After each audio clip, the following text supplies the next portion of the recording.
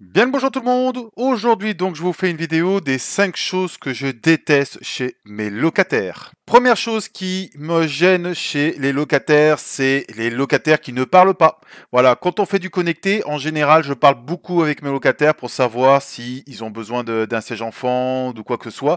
Eh ben, on envoie des messages, mais on n'a aucune réponse des locataires d'en face.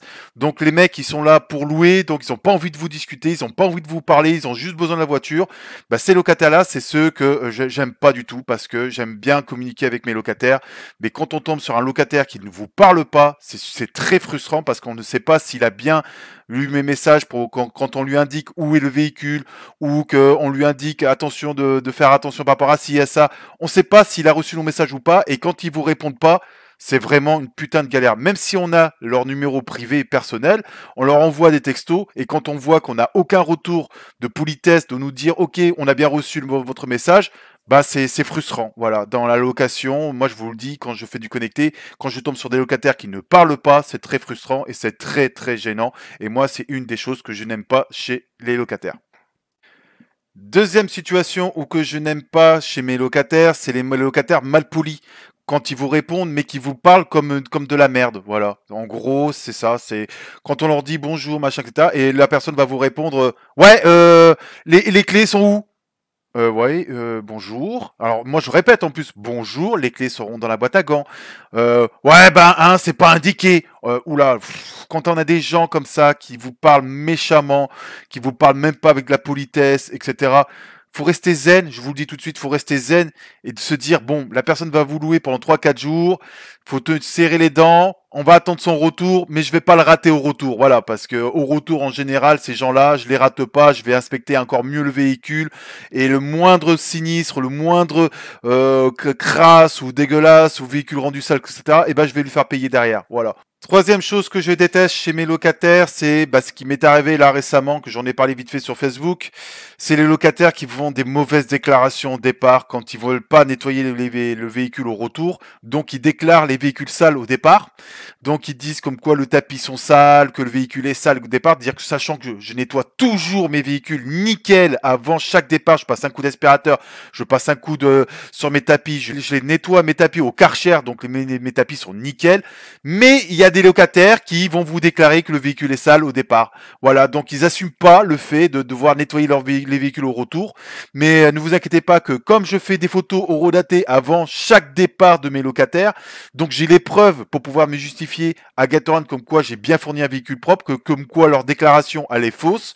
Donc ça fait qu'en plus ils me mettent une mauvaise évaluation. Donc je sais que moi, au retour de leur location, je vais leur foutre la même mauvaise évaluation, mais que je vais pas les rater, parce que je vais prendre la loupe et que je vais inspecter le véhicule partout, mais même sous les sièges s'il faut, pour trouver que le véhicule, eh ben, il me l'a rendu dégueulasse. Et comme ça, je vais leur facturer, pareil, le frais de nettoyage retour, le frais de nettoyage extérieur, et je vais les sanctionner, parce que je leur mettrai une mauvaise évaluation, et je déclarerai dans leur évaluation comme quoi le locataire il est malhonnête, et comme quoi il déclare des véhicules sales à son départ pour pas assumer les retours à devoir nettoyer les véhicules. Malheureusement, c'est des locataires que je n'aime pas avoir dans mes locations. Je préfère avoir des locataires qui sont honnêtes, qui sont sincères, qui déclarent les choses correctement et je vais pas les casser les couilles au retour. Voilà, même s'ils me rendent les véhicules un tout petit peu sales, bah, je vais pas les faire chier.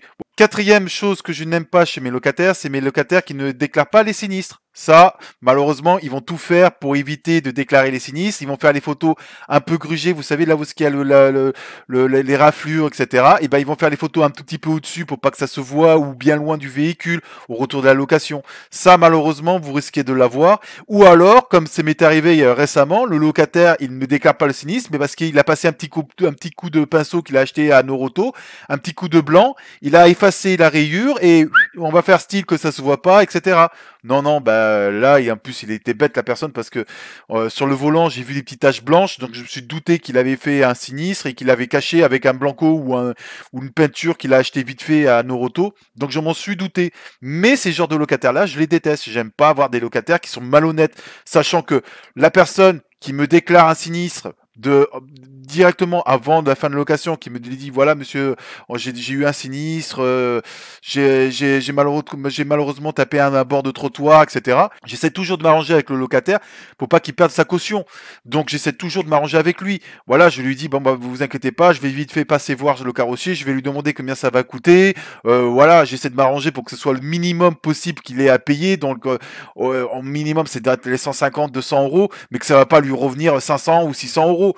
Mais quand je tombe sur un locataire qui est malhonnête, qui va pas déclarer le sinistre, ah bah là je suis sans pitié. Voilà, là je lui demande le double de ce qu'il faut, ou je déclare directement à Gatorade, mais je suis aucune pitié avec les locataires qui sont malhonnêtes. Ça malheureusement, c'est la quatrième chose que je déteste chez mes locataires, qui m'arrive encore de temps en temps. Et la cinquième chose qui m'arrive malheureusement encore, c'est les locataires qui lisent pas les descriptifs quand ils louent des véhicules. Voilà, ils ne lisent pas tout ce que je me suis cassé le cul à mettre en détail sur mes véhicules. Donc quand on regarde les descriptifs de mes véhicules, il y a tout qui est détaillé, tout. Je marque tout, donc on peut savoir, pareil, ça combien de fois on me dit ah mais c'est un véhicule essence ou diesel, mais tout est écrit, tout est indiqué, tout est mis en page, je marque tout sur le descriptif des véhicules. Et ça, malheureusement, j'ai encore des locataires qui m'écrivent en me disant qu'est-ce que c'est comme essence, qu'est-ce que c'est comme véhicule, où est-ce que je vais pouvoir le trouver.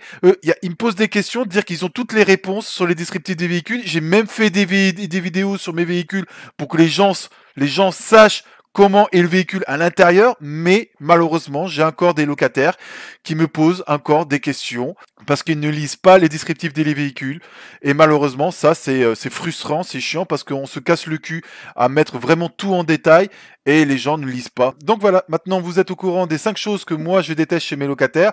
Je pense qu'il y a d'autres propriétaires qui vont se reconnaître dans ces situations-là. Mais bon, voilà, malheureusement, ça arrive encore et malheureusement, il faut faire avec. Voilà, sur ce, j'espère que cette vidéo vous a plu et je vous dis à très bientôt pour une prochaine vidéo. Allez, au revoir.